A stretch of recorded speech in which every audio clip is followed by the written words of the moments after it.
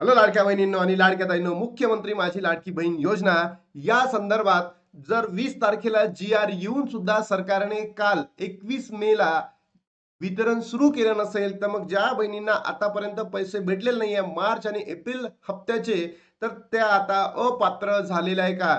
पात्र असूनही त्या लाडक्या बहिणींना लाभ मिळाला नाही, तर त्यांचा लाभ बंद केलेला आहे का? मग जर त्यांना सरकारला जर लाभ सुरळीत द्यायचा नव्हता लाडक्या बहिणींना, तर मग कशाला अनवेळी कोणत्याही वेळी कधीही केव्हाही हा प्रसिद्ध करतो. पहिले वितरण होते, नंतर येतो.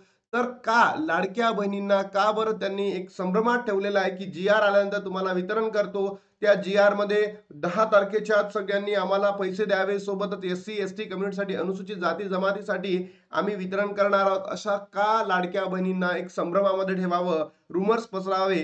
तर या सरकारला शोभतं का? हे महाराष्ट्राचं सरकार ढोंगी आहे, मतलबी आहे, नालायक आहे, बोगस आहे. तर या सरकारने लाडक्या बहिणींना अपात्र का केलं, हे प्रश्न विचारणं अत्यंत गरजेचं आहे.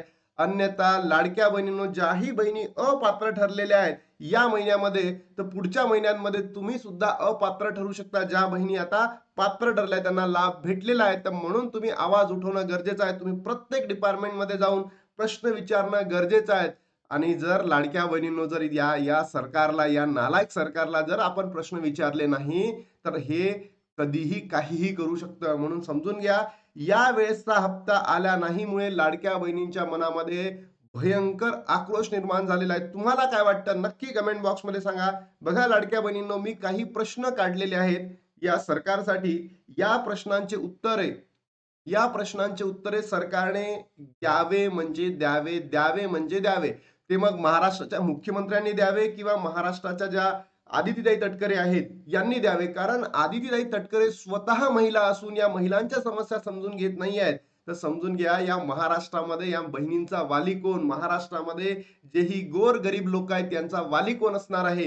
हे सगळं बघणं अत्यंत गरजेचं आहे. बघा लाडक्या बहिणींनो, माझा सर्वात पहिला प्रश्न आहे, पात्र बहिणींना अपात्र का केलेत? ज्या पात्र बहिणी आहेत त्यांना अपात्र का केले? ज्या पात्र बहिणी आहेत त्यांना सरकारने अपात्र का केले? याचं उत्तर आपल्याला पाहिजे म्हणजे पाहिजे. दुसरा प्रश्न आहे, लाडकी बहीण योजनेसाठी वर्षभरासाठी 26,500 कोटी इतका निधी मंजूर केलेला आहे. मग निधी गेला कुठे? इतका निधी मंजूर केलेला आहे ना, सरकारने सांगितलंय, की बाबा 1 फेब्रुवारीला की आम्ही एवढा निधी मंजूर करून देतोय लाडकी बहीण योजनेसाठी. मग इतका निधी गेला कुठे? कुठं कोणाच्या गळ्यामध्ये गेला, कोणाच्या पोटामध्ये गेला, की कोणाच्या कुठे गेला? तर हे सांगणं सरकारनं अपेक्षित आहे. राहिलेल्या लाडक्या बहिणींना मार्च आणि एप्रिलचा हप्ता भेटणार आहे की नाही? कारण या तुम्ही आणता आणि नंतर वाटतं लाडक्या बहिणींना काही वितरण सुरू होतं. युट्यूबरला सुद्धा वाटतं की वितरण सुरू होतं, पण वितरण झालेलं नाही आहे. तर तुम्ही विचार करा लाडक्या बहिणींनो, की ज्याही बहिणी आता सरकारने पात्र असून सुद्धा काय केलंय, अपात्र केलेला आहे. त्यांचा लाभ आतापर्यंत पाठवलेला नाही आहे. तर या बहिणींना हप्ता भेटणार की नाही याबद्दलची सविस्तर माहिती देणं अपेक्षित आहे. आदित्यताई, तुम्ही गरीब लाडक्या बहिणींना कधी न्याय मिळवून देणार आहेत? स्वतःला महाराष्ट्राच्या महिला व बालविकास मंत्री म्हणून घेतात आणि महिलांच्या समस्या तुम्ही समजून घेऊ शकत नाही. ज्या या 1500 रुपयामधून लाडक्या बहिणींनी आपल्या मुलांचं शिक्षण आहे, आरोग्य आहे किंवा छोटे-मोठे उद्योग सुरू केले. पण आता या तुमच्या चुकीच्या धोरणांमुळे ज्या बहिणी खरंच पात्र आहे, खरंच गोरगरिबीण बहिणी आहेत, त्यांचा लाभ आता बंद झालेला आहे. तर मग त्या बहिणींनी जावं कुठे? त्या बहिणींनी करावं काय आता? हे प्रश्न अपेक्षित आहे. आणि जर युट्यूबर सुद्धा या ठिकाणी काही बोललेच नाही, यांनी सुद्धा आवाज उठवला नाही, तर तुम्ही लाडक्या बहिणी ज्या आज पात्र आहेत, ज्यांना पैसे भेटलेले आहेत, त्यांचाही लाभ तुम्ही बंद करणार आहात. म्हणून प्रत्येक बहिणींना एवढंच सांगतोय, की तुम्ही याबद्दल प्रश्न विचारणं अपेक्षित आहे. तुम्ही विचारा, कमेंट बॉक्समध्ये टाका. जितकं काही असेल मी सुद्धा लाडक्या बहिणींनो तुमच्यातर्फे महाराष्ट्राच्या महिला व बालविकास विभागामध्ये जातो, अधिकाऱ्यांना भेटतो. नक्की तुम्ही कमेंट बॉक्समध्ये तुमचे प्रश्न बघा, टाका. तुम्ही जर बघितलं असेल लाडक्या बहिणींनो, की 20 तारखेला आला. आल्यामुळे सर्वांना वाटलं होतं, की आता वितरण सुरू होणार. काल अपेक्षित होतं, पण कालही नाही झालं. तर आज अपेक्षा करून या सरकारकडून काही इलाज नाहीये. सरकार नालायक आहे, ढोंगी आहे, मतलबी आहे, बोगस आहे लाडक्या बहिणींनो. तुमच्या प्रतिक्रिया काय नक्की कमेंट बॉक्समध्ये टाका. सोबतच बघा लाडक्या बहिणींनो, 20 तारखेला जो आलेला, यामध्ये त्यांनी खूप काही सांगितलं आहे. बघा, प्रत्येक महिन्याच्या 10 तारखेपर्यंत पाठवण्याबाबत दक्षता घ्यावी. मग प्रत्येक महिन्यामध्ये 10 तारखेपर्यंत तर वितरण का बरं तुम्ही 2 महिन्याचं पेंडिंग ठेवता?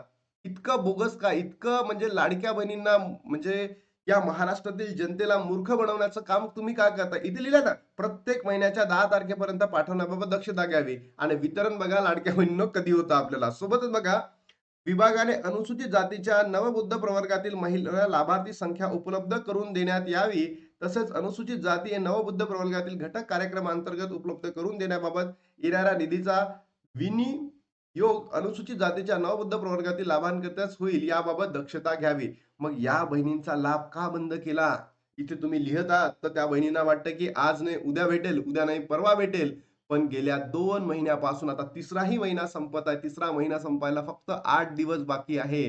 तर सरकार तुम्ही कुठं आहात? तुम्ही झोपलेला आहात का झोपल्याचं नाटक करत आहेत? हे सुद्धा एकदा सांगावं. तुम्ही एक पत्रकार परिषद घेऊ शकत नाही. त्या बहिण्यांच्या प्रश्नांना तुम्ही उजेडा देऊ शकत नाही. तर मग तुम्ही कोणतं सरकार आहे? हे बघा हे प्रश्न विचारणं अत्यंत गरजेचं आहे लाडक्या बहिणींनो. पात्र असून देखील हप्ता आलेला नाही म्हणजे अपात्र केलं का? मग जी-आर कशासाठी आहे?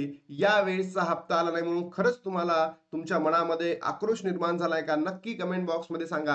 हे जे सरकार आहे ना एकदम नालायक आहे, ढोंगी आहे, मतलबी आहे. अजून काय-काय शब्द आहे आपल्याकडे खूप शब्द आहे, पण आता वापरू शकत नाही लाडक्या बहिणींनो.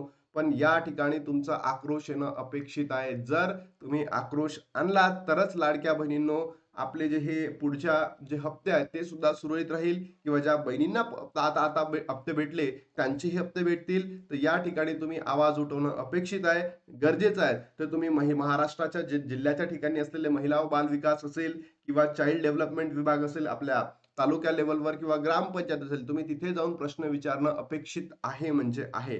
लाडक्या बहिणींनो आता थांबतो आणि भेटतो तुम्हाला नवीन व्हिडिओमध्ये. तोपर्यंत जय हिंद, जय महाराष्ट्र, जय श्रीराम.